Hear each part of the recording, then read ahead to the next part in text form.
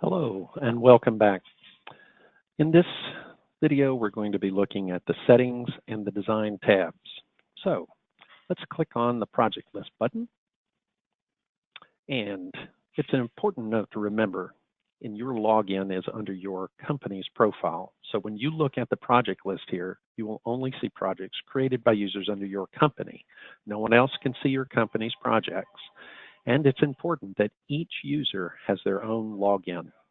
So we're going to open the Training 1 project, and then we'll open our Layout 1.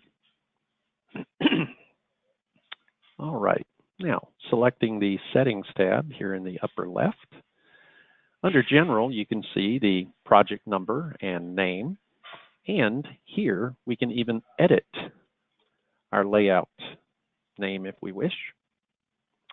Currency can be set, and we can even create a quick review copy. Now what that does is creates a link to a 3D model.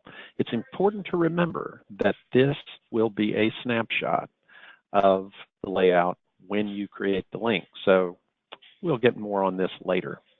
Also coming will be an export to CAD. We'll talk more about that later as well.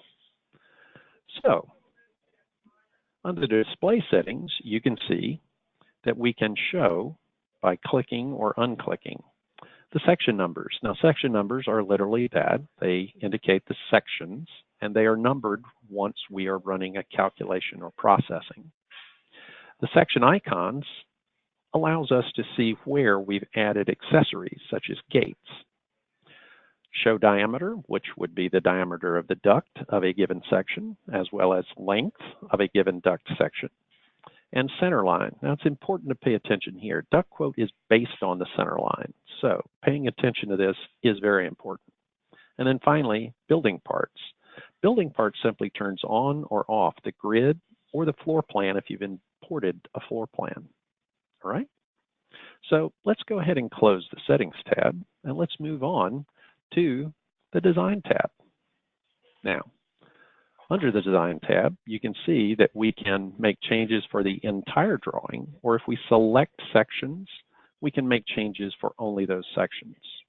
All right? So here under Common Options, what we're going to see is, first, material. We can select galvanized or 304 stainless. Flex hose type. The default fitting radius, whether it's going to be 1D, 1.5D, or 2.5D. Our standard is 1.5. Whether or not you want hangers added, the default will be none. But we can add any type of hanger here that we see. All right. Then under the US duct options, we find the material gauge. Now this can be set to either standard or heavy. Connection type, we can have it be rolled lip or flanged.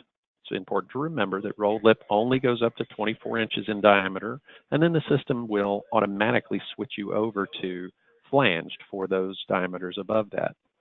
We can set the gasket and O-ring type. We can set the flange type. We can set the flange gasket type, the application, and even the elbow type for elbows below 8 inches of 1 and 1.5D radiuses, either stitch welded or tubed. And then if we're drawing with US tubing, again, we can select light or heavy gauge, and we can select the gasket materials and O-ring materials as well. So you are almost ready to start drawing your system. Watch the next second on beginning your drawing with the point and draw controls to get started.